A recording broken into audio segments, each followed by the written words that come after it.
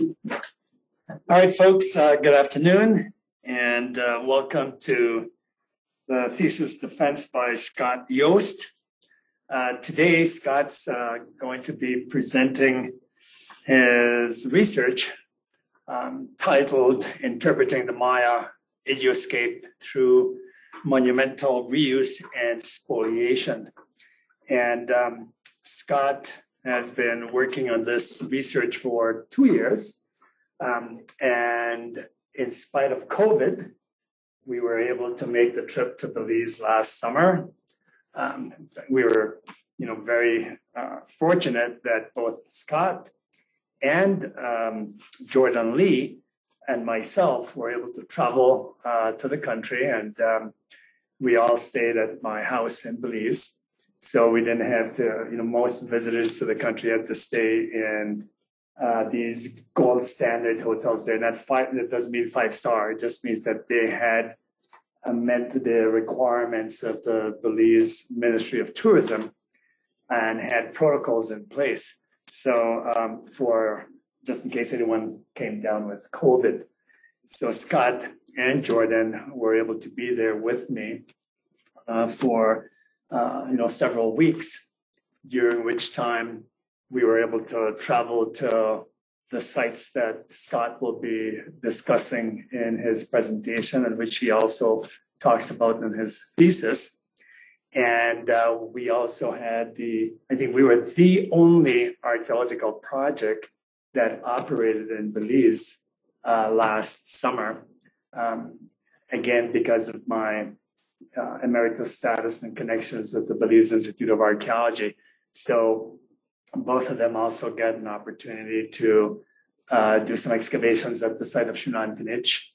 And at the time, they also got to participate in a documentary that was recently aired on PBS Nova and just got released in Europe. A much more extensive version got released in Europe and is getting rave reviews.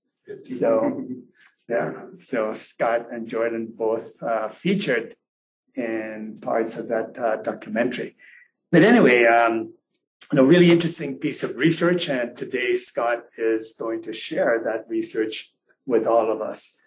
And for those who haven't been through one of the thesis defense here at NAU, the way we operate is that Scott will do a PowerPoint presentation. When he's done, we will open it to questions from the public. And once those questions are finished, we will ask you guys to kindly step out. And then the committee, starting with the outside member, who is Dr. Eves, followed by Dr. Smiley, and then yours truly, we'll have an opportunity to ask Scott some questions, and then we will ask him to step outside, and then we will deliberate. And once we reach a decision, we will invite you back in, and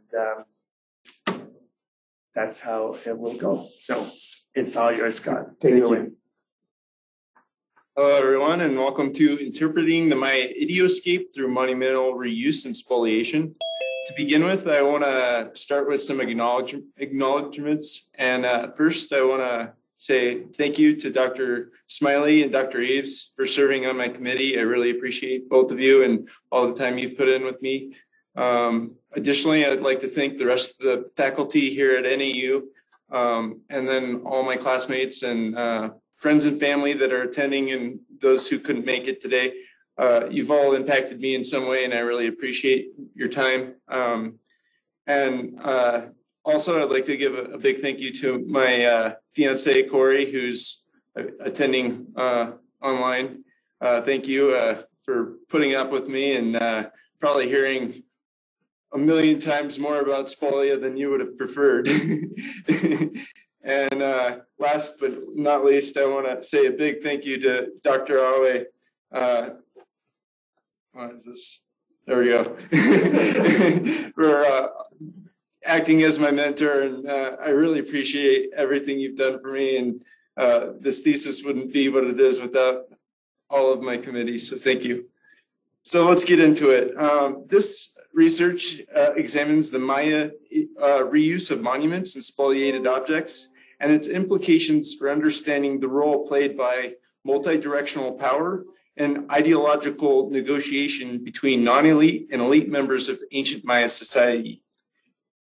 So I want to start with some research questions. And before we get into everything, I kind of want to start with what brought me to this research. So I had originally gone into my undergrad hoping to be a classicist. And during my time as a classicist, I got to go to Rome, and I really fell in love with monumental architecture and all the ideology and power and all the ideas that are a part of the whole monumental landscape. And it was during this time that I was first introduced to this building here, the Arch of Constantine. And so I think it's a great place to start with what are spolia. So the term is the plural form of the word spolium, meaning soldier's booty or spoils of war. And spoliation really came from a Roman tradition of bringing looted objects back from war. And the most famous example is the menorah that was taken from the Temple of Jerusalem back to Rome and triumphantly paraded down the streets of Rome. But during Greco-Roman times and during medieval times, the term also got incorporated into the incorporation of art and architectural elements from one object into a new object. And this Arch of Constantine is the perfect example, because you see here there's elements from Marcus Aurelius, Trajan, and then rotundles from Hadrian. So I want to introduce you to a lot of the theoretical concepts that researchers have used when describing spolia. And the first is this idea of the authoritas. And so when Constantine made an aesthetic choice to include these in his own monument, he was essentially gaining the authoritas, or the legitimate power of these previous emperors.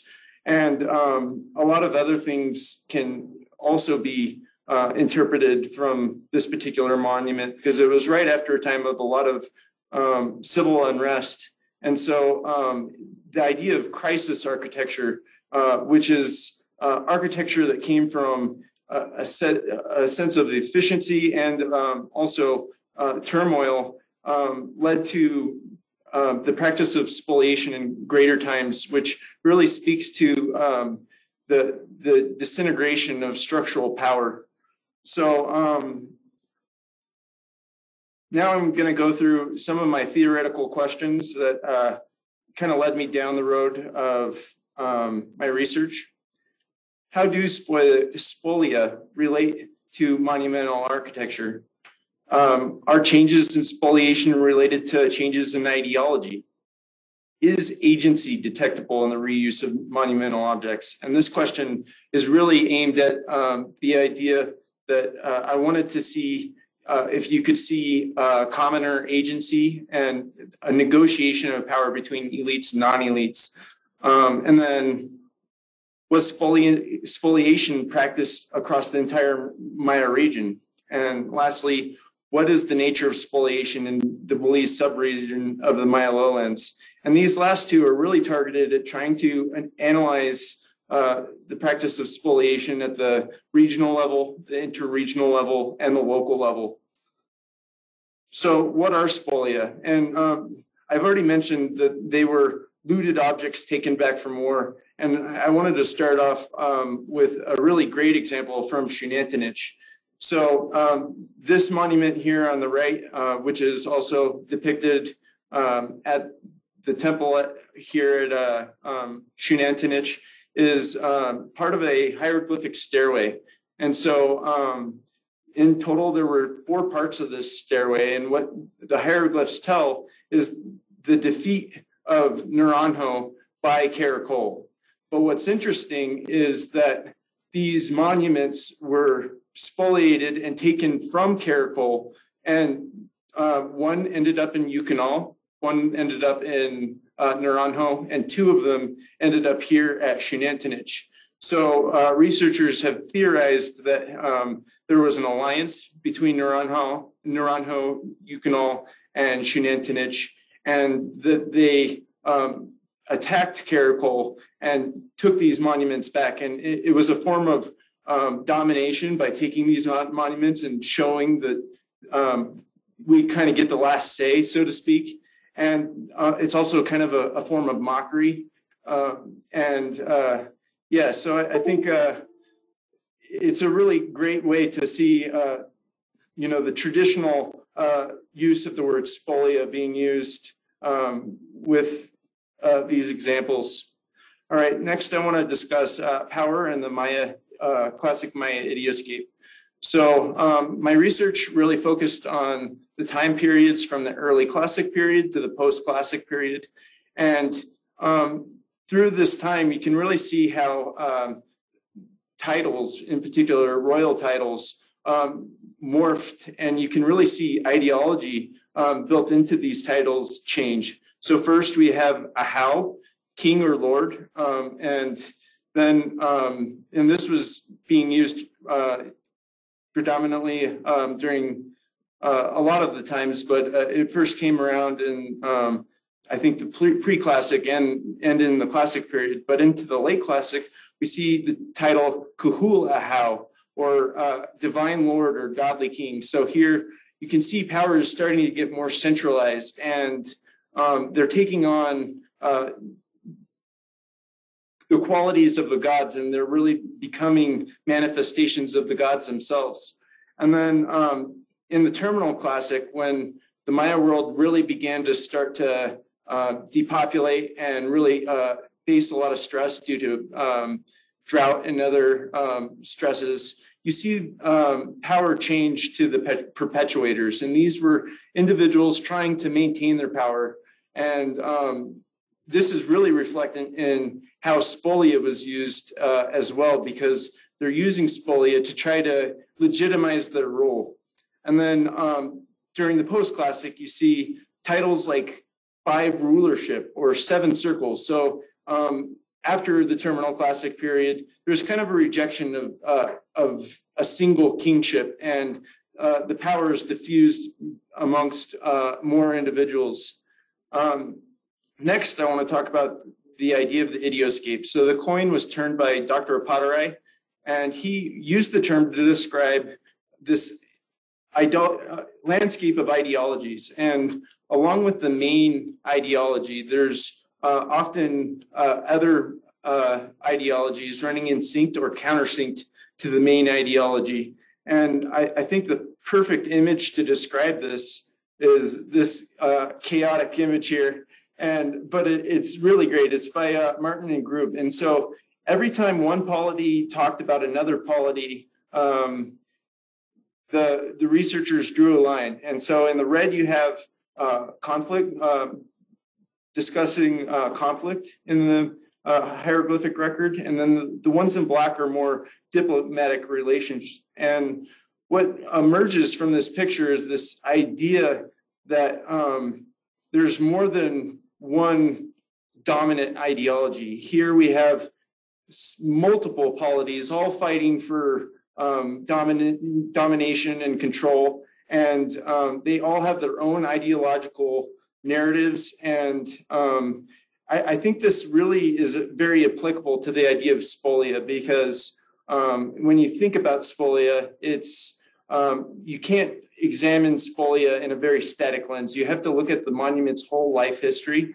And a part of that is seeing how each generation interprets the monuments, and that changing dialogue of ideology, I think, is critical to the understanding of spolia. All right, Maya spolia. So in order to really dive into this subject, the theoretical use of the word spolia really has only circulated in Maya research for the last like 15 years. So prior to this, it was often discussed, but it wasn't discussed using that theoretical understanding. Instead, they were discussed often in times of synonyms. So I created a data set of 176 sources and over 1,400 examples of fragmented spolia across the entire Maya region. And it was often through words like fragmentation, reuse, recycling. And next, I kind of want to introduce the audience to the idea of elite Maya monumentalism. And here we have the Temple of the Jaguar at Lamanai. And so these temples were really manifestations of mountains and part of the creation story of the Popol Vuh, where the Quiche Maya first settled on top of the mountain. And a part of that association was with the mountain is the idea that these were the home of the gods. So already they're bestowed with a lot of ideological meaning and purpose. And then additionally, we have stela, which are another essential part of elite Maya monumentalism. And here we have a stela from Lamanai. And again, usually there's only one leader depicted on these monuments. So you're seeing a really centralized authority being placed on these monuments. But additionally, these were in one translation of stela in one of the Mayan languages is stone tree. So here we're seeing another creation story related to the Popol Vuh in connecting ideology with the monumental landscape. And then next we have an example here from Tikal. And this is a really interesting one of a ruler paired with an altar, which would have allowed for offerings to be placed for the ruler or for gods. But what's interesting about this particular monument, when Mahler found it in 1905, he actually found this monument inverted upside down. So it was reset with the head down. And so researchers suggested that this may have been a form of deactivating it or releasing the chuel or the potency of the monument itself. And so here's kind of our first introduction to one of the ways we'll see reuse. And then let's go into some other examples of monumental reuse. Here we have an example of a speleothem from Yaxchilin. And so a speleothem is a part of a cave, stalactite or stalagmite, and it was taken from the cave and transported to Yaxchilin and reset in this plaza here in front of the temple. And this particular one was also carved at the base. So you can see they're drawing on these connections of the underworld in their reuse, monumental reuse. Here at La Corona, we have another really interesting example of a hieroglyphic stairway. And this dates to the post-classic period. And what's interesting about this particular stairway was when the hieroglyphs were reset here, they were not reset in the same order that they once were. And so the researchers theorized that perhaps they didn't have the same fluency in hieroglyphs as they once had when they reset this monument.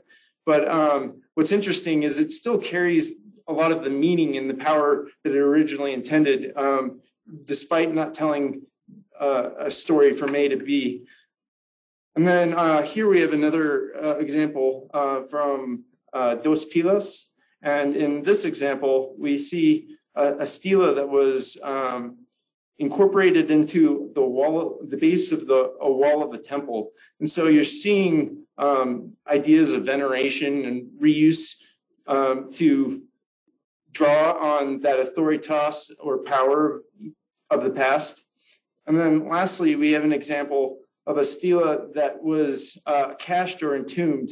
And so when these stela were created, they were often created as animate objects, and in some ways they're animized with the spirit of the ruler himself. So by entombing an individual, you're essentially entombing not just the rock, you're entombing the person himself.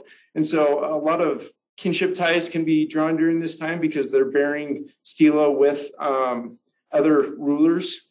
And you see this narrative of the ways that elites maintain power. So next, I want to talk about non-normative monumental reuse and kind of make a case for non-elite use, and also show how monuments can tell multiple stories.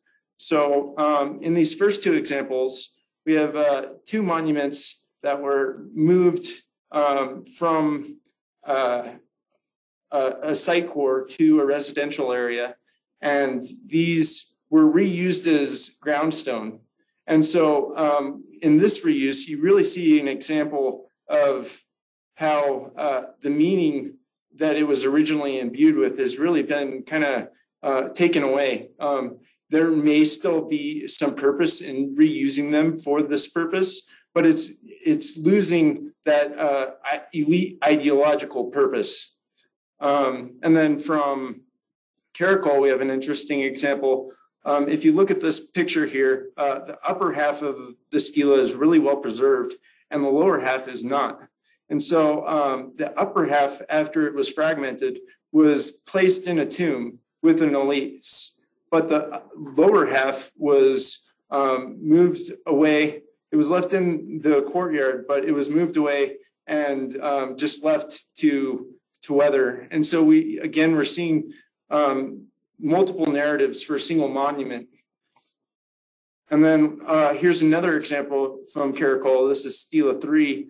And again, after it was fragmented, we see the story of this monument split as well. The upper half was reset and the lower half was transported away and deposited near a reservoir. And then lastly, we have some floor tiles from Yukonol. And what's interesting about these is when they were reset in this residential structure, they were placed, and not all of them were placed face up. So when they were reused, they were intentionally not reusing them in a way to, tell a story of elite power. And so I also want to introduce you to this idea of engagement, avoidance, and resistance, which was really what got me going in this whole thesis research. So I wanted to see how commoners could negotiate their own agency in the Maya IDEOSCAPE, and that's either through engaging the main ideology or using avoidance or resistance. So I think these themes will come throughout the rest of this presentation, but I want to introduce you to how I got started on this journey. So I used mixed methods analysis in my research because I wanted to see if I could find overlapping narratives of how my research, overlapping narratives to kind of reinforce my interpretation. And so first I used pedestrian survey with the help of Dr. Awe and Jorge Talico-Con, who is a Maya and kind of the right-hand man of Dr. Awe. And then I used spatial analysis. So I used ArcGIS and I did kernel density analysis. And I also did some descriptive analysis at a local or at a regional level. And then lastly, I did some quantitative analysis. So I had 5 type sites. I went and visited all 5 of these, and the sites are Kalapech, Caracol, Baking Pot, Lamanai, and Shunantanich. If you look here on the map, we have Caracol furthest south in the Maya lowlands. And then further, kind of in the middle of the map here, we have Shunantanich along the Mopon River. Further upstream, we have Calpech, kind of situated in the modern city of San Ignacio. And then further upstream, we have Baking Pot. And lastly, Lamanai, not depicted on this map, is located kind of north central in Belize. So here I used LiDAR data to create maps for all of the sites and document every case that I came by. And so we have several examples here at Baking Pot. First, we have a Speleothem that was buried in the ball court. And it, again, is probably drawing on these narratives of the underworld and part of the Popol Vuh creation story. Additionally, we have two stela and altars fragments that were abandoned and reused at this Terminus shrine. And this picture on the left is an example of one of these. And you can see that it was probably part of a termination ceremony, or here, there's clearly doing a lot of offering at this Terminus shrine. And then lastly, we have these building materials. And so during the Terminal Classic, this particular structure was constructed once, and then again, it was reused. And when it was reused, they brought in higher quality building materials. So I listed this as a possible, more residential domestic reuse than the other examples. At Caracol, we have some really interesting examples. Calpech, sorry. And first we have some early classic examples down here in the Zapote group. And this is Stela 9, and it was entombed and fragmented. And it was also buried with a natural Speleothem statue. And so again, probably drawing on narratives of trying to connect the ruler with former leaders. And then we also see some interesting use on this eastern periphery of the main site core at Calpech. First, we have this tomb here, and this was an elite tomb, and it was constructed with materials from some of the outlying other buildings in the area. And then down here, we have two stela that were placed right on this periphery over here. And then lastly, right in the center of this courtyard, we have an altar. And these, the two stela and the altar, most likely come from this courtyard B. So you're seeing reuse, and you can make an argument that perhaps you're seeing elite use over here because of this tomb. But another narrative is you're seeing less, because they're not necessarily being used to perpetuate power. They're kind of just right on the periphery of the site, kind of in the corner. And so you're seeing a changing narrative. So I think both interpretations are both relevant. Next at Caracol, I already cited two examples from Caracol, Stela 3 here, and here's the lower half of it. But we also have some interesting reuse in the form of offerings. This was one offering that was placed on the top of Ka'ana. Here's another one that was placed on the top of Ka'ana, and it was also placed right next to a mano and matate. So the reuse again might relate to non-elite offerings on top of this main temple at Caracol. And then we have some other examples as well, but I'll get into these more if anyone has questions.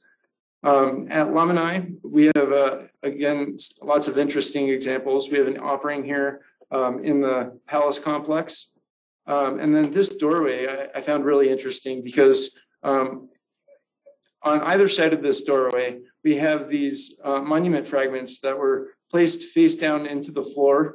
And there's two more flanking on the opposite side, and then two more here. So perhaps this is someone trying to demonstrate authority of this particular entrance, and by collecting all of these monuments. And then we have two carved fragments right on the west side of the High Temple. And lastly, we have this, the lower half of a leader, and you can see the foot here, and the rest of them has been broken and despoliated from the rest of the whole. And we don't know where this other half is. So the rest of this story is still yet to be told. At Shenantinich, I've already mentioned the hieroglyphic stairway, but there's also this large temple A1 that was placed during the Terminal Classic, and it divided this space into two parts. And it really divided it from commoners and elites. And this was further emphasized by this wall on this eastern periphery right here that was put in there to further control who had access to this other part of the plaza and the elite complex here. And we also see offerings within the elite plaza. And then another interesting example are these granite spheres. And so these came from the Mayan mountains, dozens of kilometers away. And they were relocated to Shenantinich and then kind of strangely abandoned kind of near the temple, the B group here, which was another palace complex, but not real close. So again, we're seeing lots of interesting narratives in how reuse occurred in the Maya world.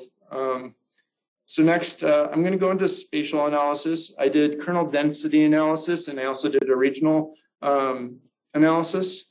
And so first, I found 44 polities or ancient Maya towns that reused Spolia. And here we see that it really is a regional trend across the entire Pan-Maya region. One thing after doing this, I really noticed that there is a huge research gap here in this northern part of the Maya lowlands. So I think future research could really be aimed to develop that portion.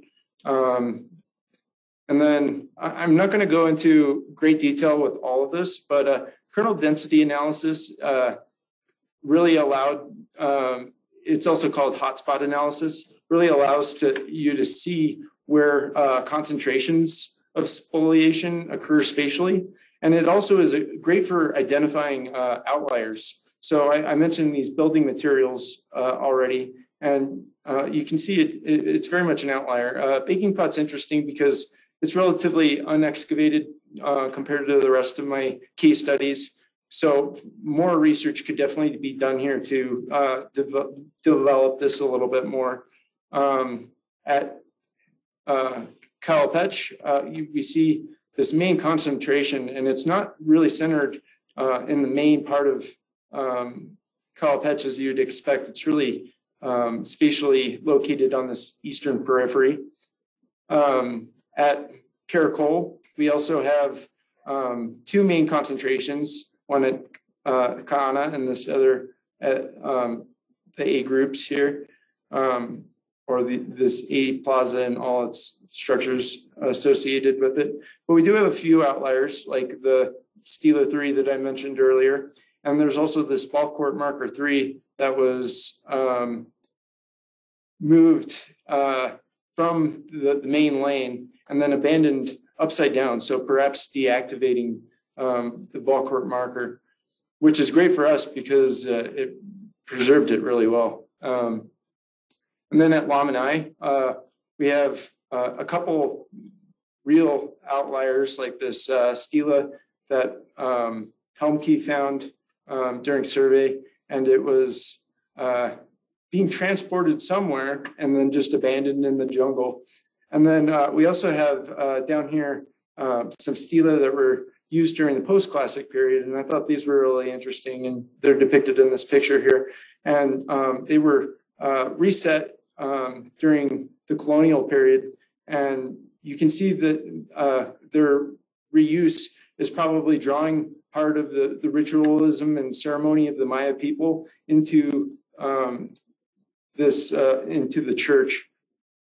And then at Xunantunich, for the most part, you see that a lot of it really is central in this main area. And one interesting example are these, there was 4 stela that were placed right in front of this temple A1. And Helmke suggested that these may have been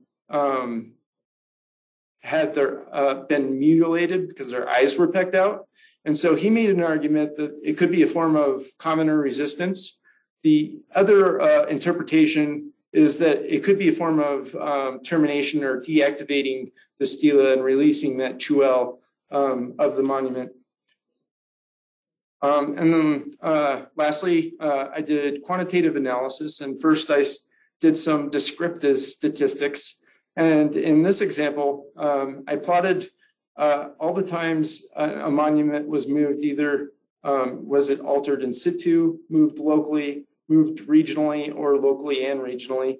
And what we really see here is the amounts tend to be pretty static, except during the Terminal Classic, where you see this gigantic spike in reuse. So I think there's some interesting arguments that can be made regarding that.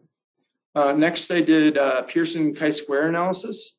And so I basically took my data set and applied yes, no answers to all of these, and to see if we can parse out anything about how spolia were reused through time. And so first I did fragmentation through time. And so anything below 0.05 is statistically significant. So this first example doesn't have any statistical significance through time. And then I looked at public displayed monuments through time. And here we do see a statistical significant amount. And so I then turned to the standard residual. And so anything above 1.9 is would pinpoint which of the time periods was significant. And we see it here in the late classic. So again, I looked at ancestor veneration. And again, we're seeing a statistical significant amount. And again, during the late classic period. And then lastly, not lastly, there's 2 more, but then buried or cached monuments. And here we're also seeing a statistical significant amount, but this relates to the early classic period. So we're starting to see a narrative where monuments are being reused in different ways through time. And then lastly, the resetting of a monument. And so a lot of these questions were really geared to look at elite ideology. And when you're resetting a monument, you're really trying to reestablish that authority or power. And we see here a statistical significant amount, again, relating to the late classic period. So let's kind of recap these one last time. During the early classic period, we see cached and buried spolia. During the late classic, we see spolia related to ancestor veneration, public display, and resetting monuments. And then during the terminal classic, we really see the greatest frequency of spolia, but it's not necessarily related to these elite ideologies. So overall, what we see from all these examples are this narrative of multi-ideological understandings of how spolia were used by the Maya. And I think that more research could really benefit from examining spolia as a whole. And yeah, I want to thank you all for your time and open it up to questions.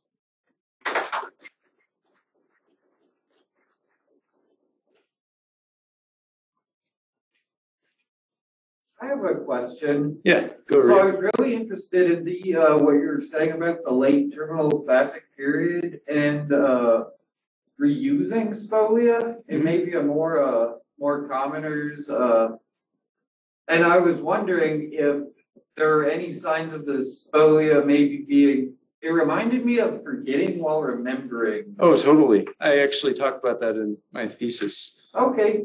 I'm interested in if perhaps maybe some of the signs of spolia they're placed, they're obviously visible, but they might be upside down or located to another side. So did you get any examples of that in your research? In terms of the way they were finally abandoned was just in kind of ways that don't really I mean, if the spolia was reused, was it oriented? It was oriented, obviously, to be seen to everyone. And in some cases, yes. In some cases, no. Sometimes they were left as offerings and buried. And a lot of the times you see ideas of directionality where they're bearing on main points associated with a lot of orientation and were used. Thank you. That's really amazing. Thanks, Scott. Mm-hmm. Yes, Dr. Schwartz. Yeah, I was interested. You mentioned pecking of the eyes specifically as one of them. You showed a couple of instances of spolia that had been pecked pretty extensively, it looked like, right? And that's something that you see in terms of like trying to release power or remove power, destroy something. And I wonder just if you considered, and you may have talked about this with thesis, of course, but if you considered the idea of, which kinds of spolia become pecked, why they might become pecked, and why people would, take that intentional action before or after the fact or over the process of moving them. And just kind of the interplay there, I guess. And that's a really great question. And I think spolia and really the idea of using fragmentation as a part of the process of life history of the monument. Fragmentation was a big part of deactivating or ritually terminating a monument and releasing its truel. And I think that has a big play in a lot of the arguments. And I think a lot of the references to resistance may actually be related more to just termination. And termination and ritual practice does not necessarily mean elite or non-elite.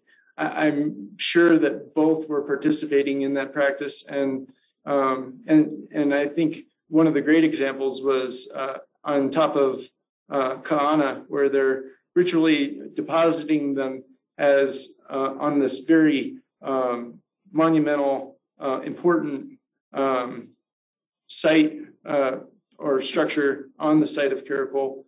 So yeah. Yeah.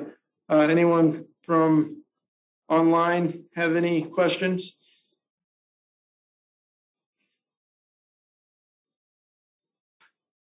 While you're waiting, so do you believe that the monuments were fragmented, were deliberately fragmented, or did they fall apart spontaneously, or is it a mix of both? I think it's a mix of both for sure, because it's made from limestone. We definitely see that they are deteriorating through time, and a lot, especially with these large stela being set like they were through time.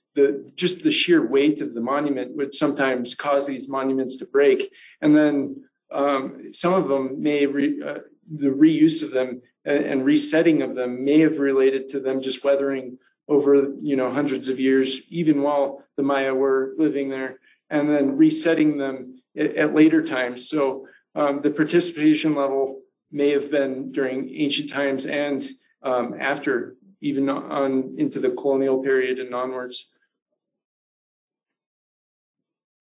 Go ahead. What are the common themes of the spolia that you look at for the terminal period?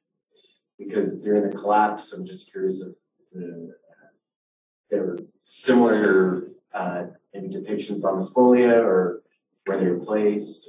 That's a good question. And sometimes it's really hard to say because I'm using all this old literature, and sometimes they don't necessarily tell the exact way that, or even show me pictures. So some of it's really hard to get at.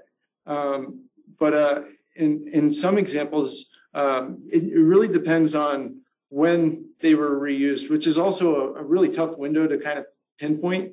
But in some examples, you see reuse by elites to perpetuate power. And you see that in the resetting of monuments. You see that in the way that they were publicly displayed. And also, like, if they were used in ways that were trying to really draw on those connections of kinship with previous rulers. But in the terminal classic period, I think it's really a mixed bag, and it really depends on when, because the Maya collapse wasn't just a single event. It was a slow process of some cities actually coming into power, others falling. And so reuse is very tricky in terms of the interpretation, because it is filled with so many multi-directional levels of power, and as these different polities rose and fell.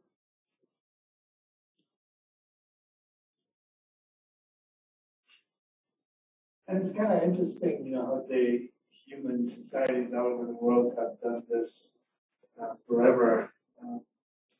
Yesterday at one of the defense, Dr. Smiley, Forrest's defense, Dr. Smiley said, people are moving stuff from Paleo-Indian times around here.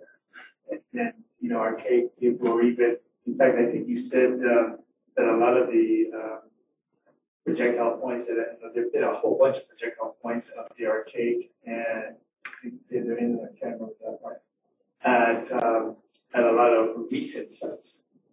Now, obviously, people pick them up and move them, right? But if you look at in Catholicism, almost all the churches in Europe, how do you make your altar sacred? They have a relic, right, or a bone of some saint. Wood from the cross, cloth from the robe. And so you make it more sacred by infusing it with something that was already sacred. And there's a really interesting example. I can't remember from where, but they took one of the stela and they turned it into a baptismal font during that colonial period. So you're seeing that exact connection.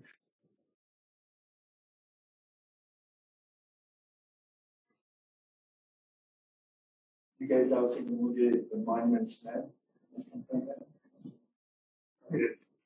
It's about the Second World War, when the U.S. created this one small group of military guys with background in archaeology, and their job is to go and document and try to recuperate all the monuments that the Nazis had been looting across Europe.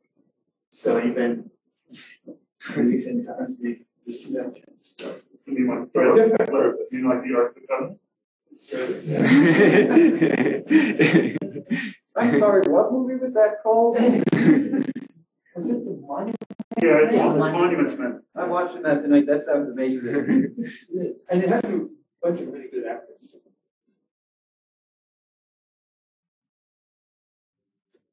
All right, if we don't have any further questions, thank you all for attending, and thank you.